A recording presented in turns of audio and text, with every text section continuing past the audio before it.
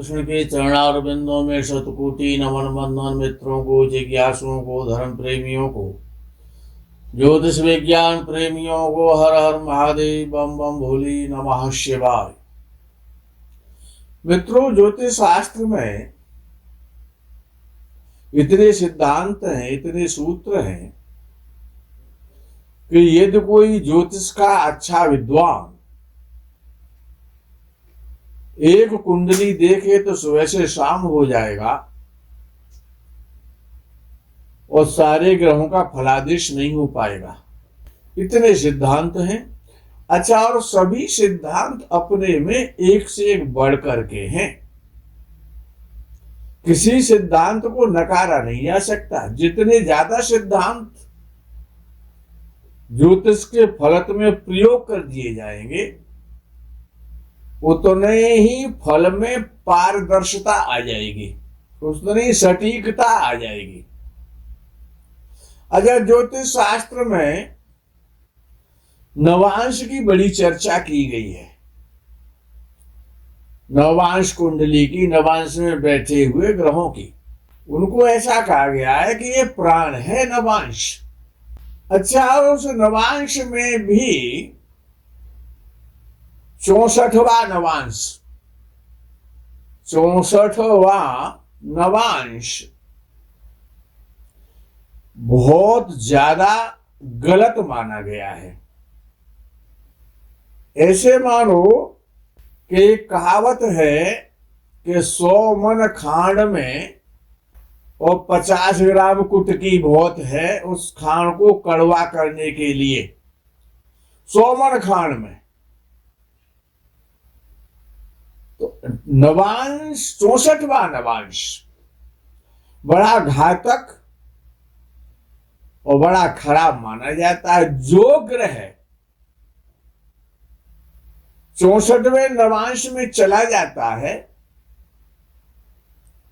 और वो ग्रह जिन भावों का स्वामी है और जिन भावों का वो कारकत्व अपने में रखता है, उन भावों के कारकत्व और अपने कारकत्व दोनों को नाश कर देता है। बड़ा कठिन समय होता है जब 64वें नवांश का समय खंड आता है समय चक्र पर। अब ये 64वां नवांश देखे कैसे जाता है?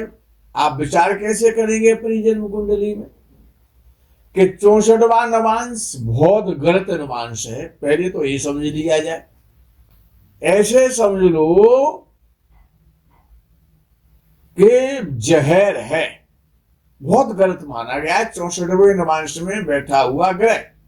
अच्छा, इसको जानना और समझना और 64वें नवांश के ग्रह को एग्जैक्ट में देखना बड़ा सरल विधि है। कुछ लोग कहते हैं कि 64वां नवांश लगन से देखना चाहिए, कुछ लोग कहते हैं कि चंद्र से देखना चाहिए, चंद्र राशि से देखना चाहिए, कुछ कहते हैं कि लगन से देखना चाहिए। लेकिन एक तीसरी विधा और है, वो ज्यादा सटीक है कि हर ग्रह को हर ग्रह के 64वें नवांश में चेक कर लेना चाहिए। 9 ग्रहों को आप चेक कर सकते हैं कि इनमें से 9 ग्रहों में से कितने ग्रह 64वें नवांश में जा रहे हैं। और 64वें नवांश के लिए एक तो जन्म कुंडली और एक नवांश कुंडली, 2 कुंडलियों का संबंध है 64वें नवांश को बनाने में।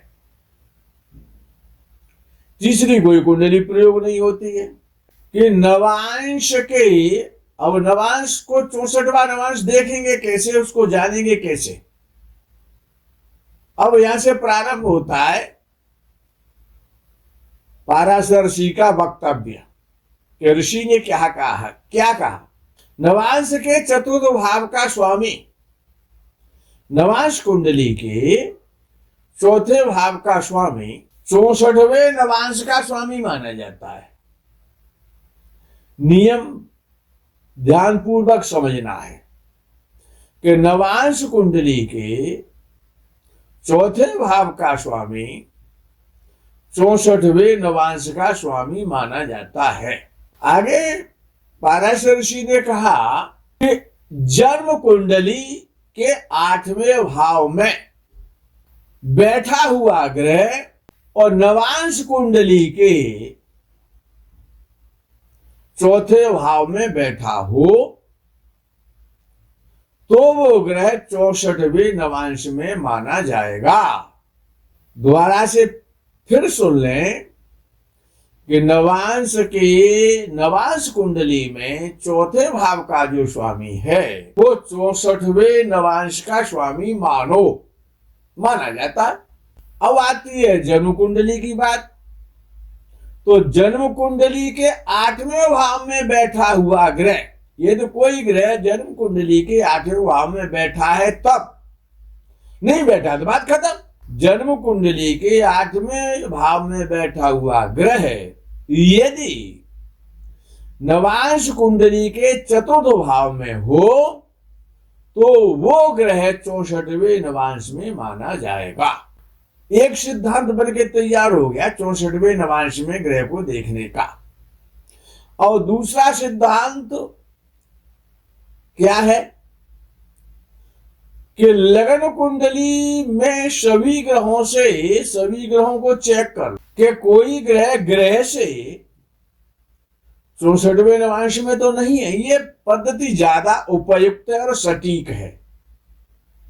इसका जो फल है वो ज्यादा सटीक हो जाता है। और जैसे विचार करो कि जन्म कुंडली में शनि कुंभ राशि में बैठा है, ऐसे आज का चल रहा कुंभ राशि में, और कुंभ राशि में तो यानी कितनी बार आया होगा, कोई गिनती थोड़ा ही है उसके। ये कोई शनि आज से थोड़ी पैदा हुआ, कोई कलयुग में थोड़ी पैदा हो गया है, यानी अगणित बार और कुंभ राशि में आ चुका है। तो यदि किसी की कुंडली में शनि कुंभ राशि में बैठा हुआ है तो कुंभ राशि से 8वां भाव, कुंभ राशि के बैठे हुए शनि से 8वें भाव में कन्या राशि आ जाएगी। तो यदि कन्या राशि में कोई ग्रह बैठा है, सपोज करो कि मंगल बैठा है कन्या राशि का 8वें भाव में, शनि से 8वें भाव में जन्म कुंडली में, तो अब उस मंगल को नवांश कुंडली में देखना है कि यदि शनि से मंगल नवांश कुंडली में, जैसे कि लगन कुंडली में, जन्म कुंडली में, और कुंभ राशि से शनि 8वें भाव में कन्या राशि का बैठा है, एक फैक्टर हुआ ये। दूसरा फैक्टर नवांश कुंडली बताएगी कि नवांश कुंडली में शनि से मंगल क्या 4थे भाव में बैठा है, राशि कोई सी भी हो। नवांश कुंडली में ये देखना है कि शनि से मंगल क्या 4थे भाव में बैठा है। यदि बैठा है शनि से मंगल नवांश कुंडली में 4थे भाव में, तो वो मंगल 64वें नवांश में माना जाएगा। नोट कर लो। ऐसे ही जन्म कुंडली के हर ग्रह से 8वें भाव में तो कोई ग्रह है, सर्वश्रेष्ठ 8वें भाव में नहीं होंगे। अगर एक ग्रह आ गया, 2 ग्रह आ गया और उसकी पुष्टि नवांश कुंडली में हो जाती है उस ग्रह से 4थे भाव में, तो वो ग्रह 64वें नवांश में माना जाएगा।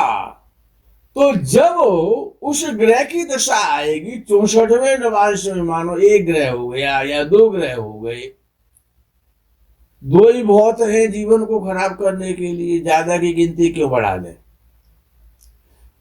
तो वो ग्रह की जब दशा आएगी और वो ग्रह जन्म कुंडली में जिस भाव का स्वामी होगा, मान लो वो ग्रह धन भाव का स्वामी हुआ या कर्म भाव का स्वामी हुआ या 4थे भाव, जिस भाव का भी स्वामी होगा, उस भाव के जो कारकत्व हैं और उस ग्रह के जो कारकत्व हैं उनसे संबंधित भयंकर आपदा, परेशानियां, कष्ट, पीड़ा भोगनी पड़ेगी।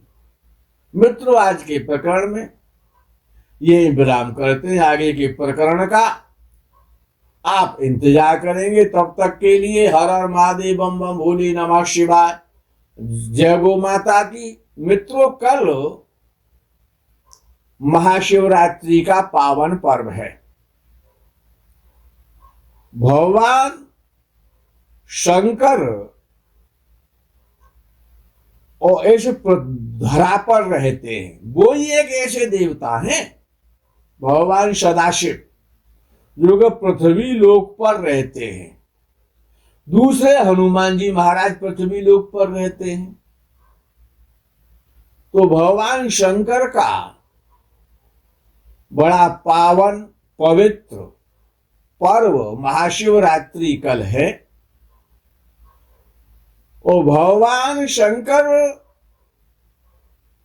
नंदी के साथ रहते हैं। नंदी गाय का पुत्र है, धेनु का पुत्र है। कल विशेष रूप से तो भगवान शंकर की पूजा और साधना बिना नंदी के नहीं होती है। नंदी की साधना पूजा जरूर होती है। भगवान शंकर को यदि आप प्रसन्न करना चाहते हैं तो कल विशेष रूप से जो चलते फिरते गौ माता के जो नंदी हैं,